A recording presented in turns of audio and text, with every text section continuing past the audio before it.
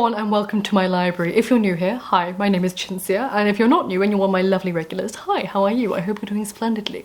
So today I'm actually responding to a comment that I received over on YouTube, and it's a lovely comment, so I hope you don't mind me quoting your comment in any shape or form, but again, just purely for person's privacy, their name was Sam, but I'm not going to reveal your whole name, but thank you Sam for the question. I just realised that it was far too in-depth of a question for me to reply into the comment section, so I thought I'd reply it here, which is, why am I doing a PhD at all if I know that it's not going to give me any prospects in the future? So I thought how Sam phrased it is quite unique, so I was going to read it out to you. What's your motivation for doing a PhD, considering all the things that you listed as drawbacks that you've already accepted as a reality? So for me, that is unlikely to work in academia, unlikely to earn any money from it, you know, like unlikely to get anywhere with academia, so why am I doing a PhD? And then I replied going, just for, you know, purely for personal fulfillment, to which Sam replied and said, I was curious about what specifically about it brings you personal fulfillment. You know that thing where you, So you know that thing when you repeatedly ask yourself why after each answer you give to a question like, I want to take this dance class in order to find out what lies at the core of my motivation. I find that very useful. Like, you can easily find out why exactly people choose to have children, for example, if you ask the right questions and people are honest. Like, some people think it's expected of them and society or family or their partner. Some think it's a natural step to take and don't even stop to question it. There's rarely one reason. So I was curious if you were doing it because you wanted the title, or just a sense of accomplishment, or because you want to be in the world of academia a little while longer, or you want to contribute and leave your mark in the field, or you want your specific thesis to be researched and written about because you're passionate about it, things like that. Again, no pressure to answer. Thank you, Sam. It was a very in-depth question, but it was something I don't have the time to type out, but I do have the time to make a video about it, because I feel like this is something that people may ask me in the future. I'm going to redirect them to this question. So thank you for it. So yeah, it's going to be a bit of a long answer, so you want to get yourself a cup of tea, sit down. There are many layers to why someone does something, and the easy thing for me to say is personal fulfillment, but it goes all the way back to my childhood. So basically, for people who don't know, doing a PhD, just started it. I'm very open to the fact that there won't be any job prospects for me as a classicist with a doctorate. You know, the likelihood of me being published are very slim, the likelihood of me accomplishing or getting into a university to work and be a lecturer, etc., very slim, so why am I doing it? Why am I doing it? What's the reason for it? But before we get into the video, I'd like to take a quick moment to thank today's sponsor, Skillshare. Are you ready to define success on your terms in 2020? We all have a passion or interest locked inside of us, but most of us don't know how to turn our passions into a career. If you don't know where to start, then you should definitely check out Emma Gannon's workshop, Discovering Success, 7 exercises to uncover your purpose, passion and path, over on Skillshare. Emma Gannon was working full-time at a successful, glossy magazine when she realised that she wasn't truly happy, and then she started taking small actions towards making a change. Now Emma is sharing what she's learned on her journey so that you can do the same. Redefine success on your terms in a way that's financially, emotionally and authentically fulfilling for you. If you're not familiar with Skillshare, then Skillshare is a fantastic place to start when venturing out of your comfort zone. Skillshare offers membership with meaning, featuring an online learning community, thousands of inspiring classes for creators. Explore new skills, deepen existing passions, and get lost in creativity. With so much to explore, real passions to create, and the support of fellow creatives, Skillshare empowers you to accomplish real growth. The first 1,000 of my subscribers who click the link in the description box below will get a 1-month free trial of Skillshare so that they can start exploring their creativity today. So thank you so much, Skillshare, for supporting my channel this year and also for helping my subscribers discover themselves online. And now let's get back to the video. It kind of stems back to a very complicated relationship with education. For me, and I'm sharing this story because I think people may find it interesting but also may relate, particularly for people who have grown up in a system where education was posited to them as a young child as the only way out. So we're going to get a little bit serious here. So my mother grew up in a family where there weren't any opportunities for her or her family before, like all the generations hadn't had the opportunities to pursue higher education. But due to being working class, and they didn't have the money to go into higher academia. And you know, my grandmother was my grandmother had 6 children, she was a single mother. And again, as a single mother of 6 children, she couldn't also afford for her children to go into academia and explore what their potential was. And I think there was a deep-seated fear in my family, particularly for my mother as a single mother, that the cycle would continue of not having this opportunity of the unknown. The unknown of what would it be like to go to university. There was a lot of academic pressure on me to perform, because if I could perform, well, academically, I could get places. So I could get scholarships, I could get grants. To emphasize that now, that I don't see anything bad with not going into academia.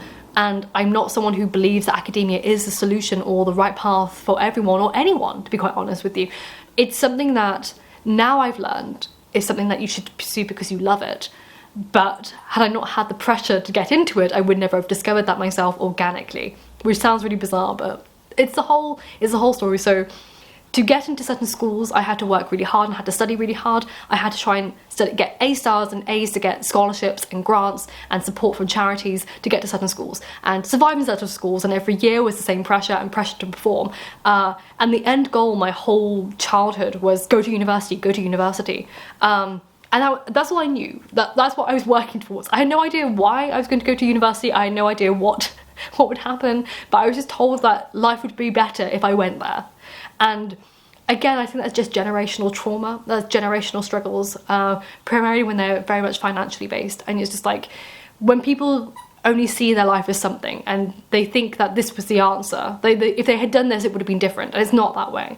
So as a child growing up, university was the end goal. And then when I got to university, I broke. Which I think was expected.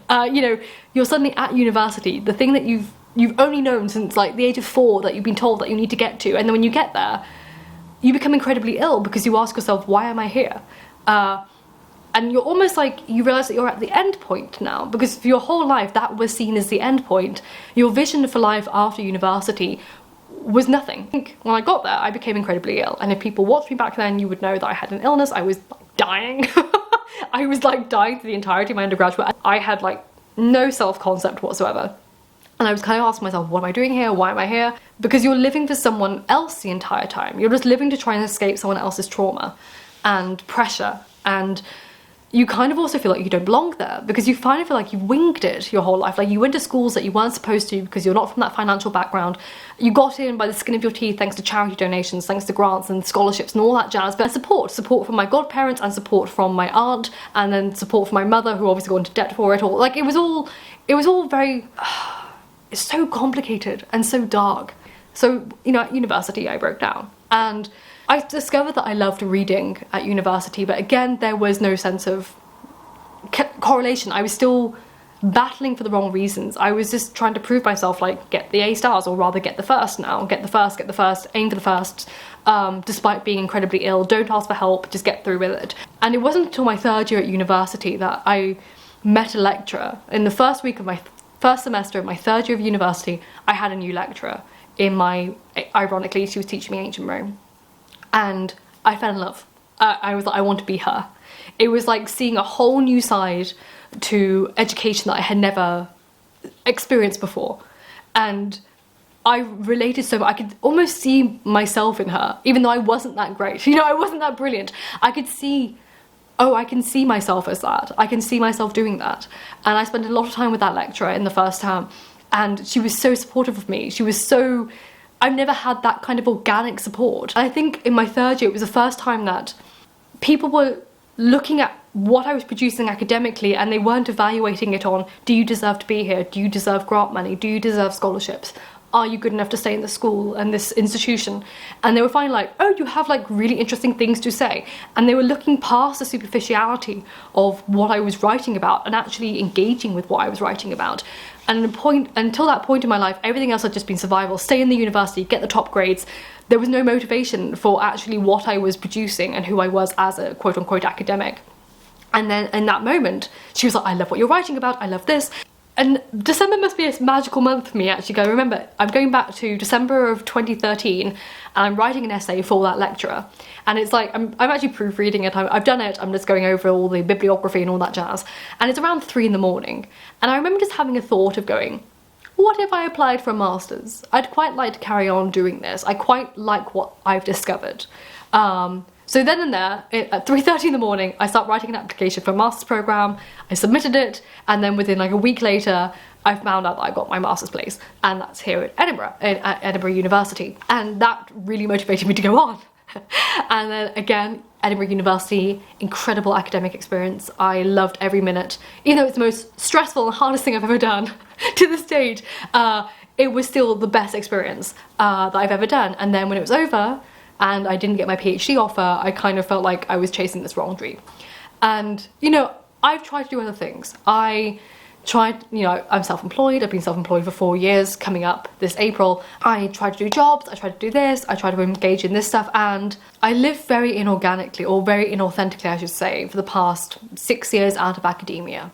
And I kind of just gave up on the dream. I gave up. It's like, it's not meant to be. Clearly it wasn't meant to be.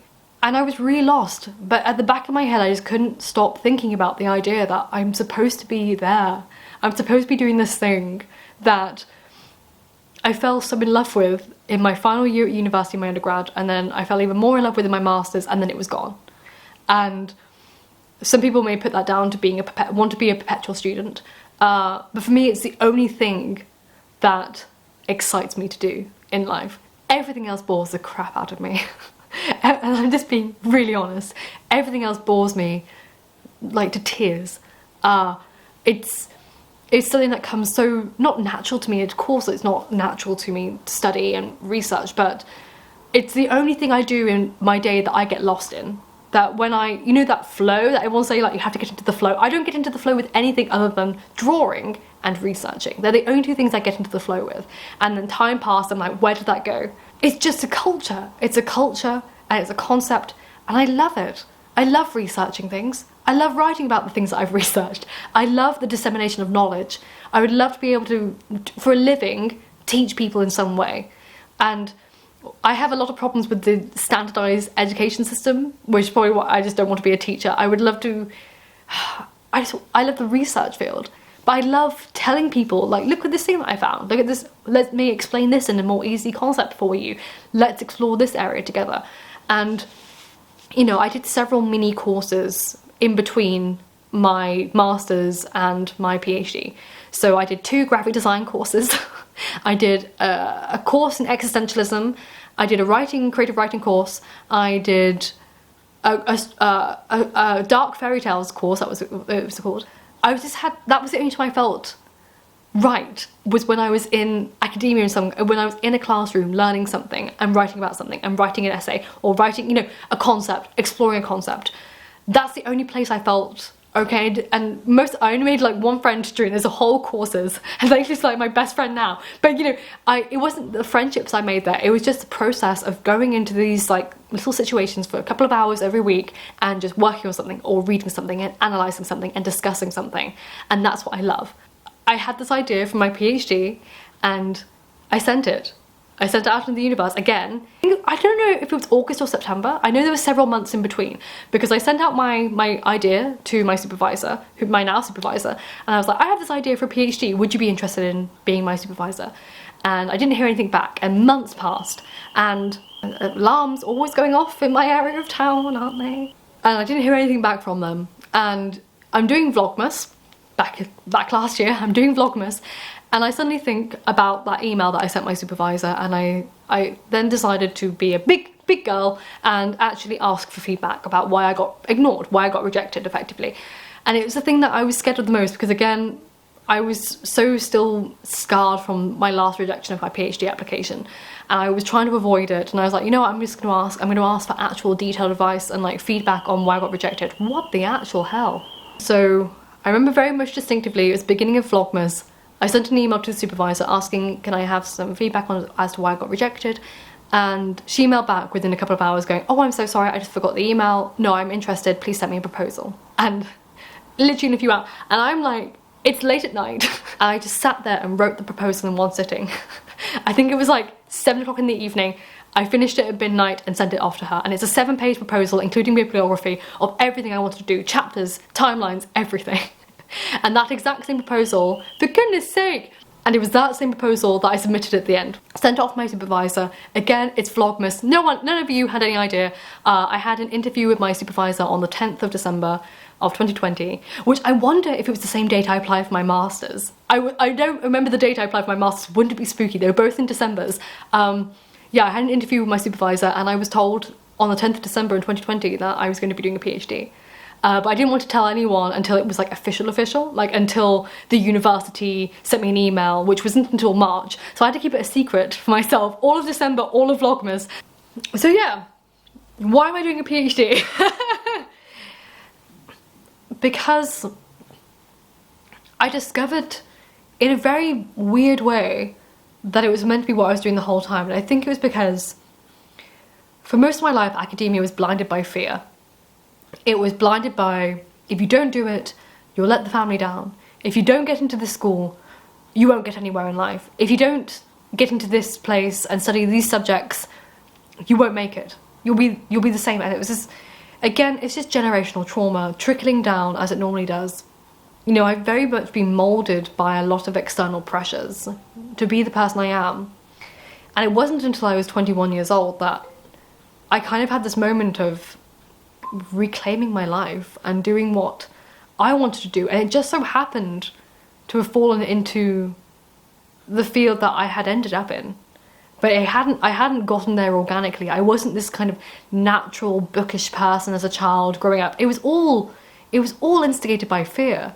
Fear of not being good enough, fear of letting the family down, fear of, you know, just upsetting them and feeling like a failure. There was so much pressure to get somewhere and achieve something and do something, but it was just a drive for the status originally. It was just a drive to get to university, and it wasn't until I was at university that I had the space and the privacy and the alone time, even in my illness, to suddenly question what I'm doing and why I'm doing it, and what would happen if I, by myself, organically started exploring things that I'm curious in. Because until that point, it was all steered in a direction that was very just manufactured, and the pressure of it nearly killed me several times. I laugh now, it's not great, but the point is that pressure to be something I wasn't and not live organically was something I lived with the majority of my life, and then I lived with it for the past 6 years. And again, I had external opinions of like, that won't make you money, that won't get you anywhere, why would you bother doing that, it doesn't accomplish anything. And it got to a point where I was like, you know what, I don't care anymore. I've never felt more right than I had been in that final year at university and then onwards. And now I feel really right. And no, I'm not some kind of amazing researcher that's going to like blow, you know, everything out of the water, and like be this kind of, I don't know, this phenomenal sensation that's going to publish books, and I'm not going to be the likelihood of me being that, and like, it's like 1%. But it doesn't mean I can't enjoy my life, you know? It doesn't mean that I can't enjoy what I'm doing and do what I want because I love it. And I love researching, I love the process, I love being part of the academic community, I love supporting other academics, I love reading their work, I love writing. It's natural to me. And I say natural, it came naturally to me when I had the space and the breathe, and you know, the space and the external silence to evaluate who I was in the world and what I wanted to do with myself and what I enjoyed doing. And that's a very long way of saying why I'm doing a PhD. So I hope you enjoyed this video. If you did, please consider giving it a like and a thumbs up. Thank you very much. I can now just signpost people to this video as to why I'm doing a PhD. So I don't have to reply to that ever again. And I'll see you soon for another video. And remember, books save lives, so keep reading.